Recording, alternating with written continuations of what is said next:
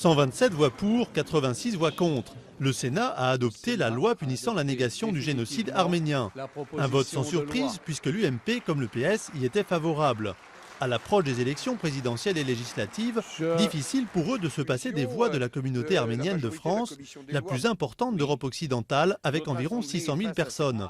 Mais à l'UMP, on se défend malgré tout d'avoir mené une opération électoraliste. C'est presque dommage, je le reconnais, que ça arrive comme ça, 3 mois avant l'élection présidentielle. J'aurais préféré que ce débat ait lieu il y a plusieurs mois, dans un contexte plus dépolitisé que ça. Mais voilà, il arrive là, et on le vote maintenant.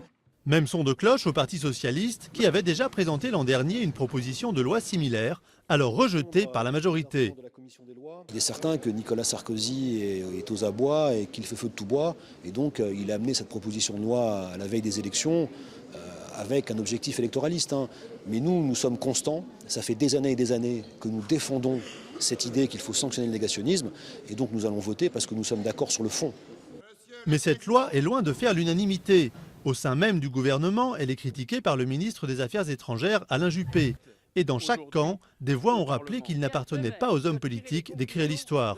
Je pense que les victimes du génocide, puisque génocide il n'y a pas de doute là-dessus, méritent l'histoire avec un grand H. C'est-à-dire celles qu'écrivent les Turcs et les Arméniens, pas celles qui seront dictées par un pays tiers à la veille d'une élection majeure.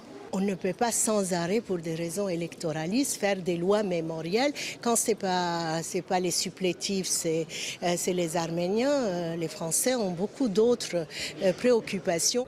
À l'extérieur du Sénat, des associations franco-arméniennes et franco-turques se sont mobilisées pendant l'examen du texte qui risque de déclencher une crise majeure avec la Turquie.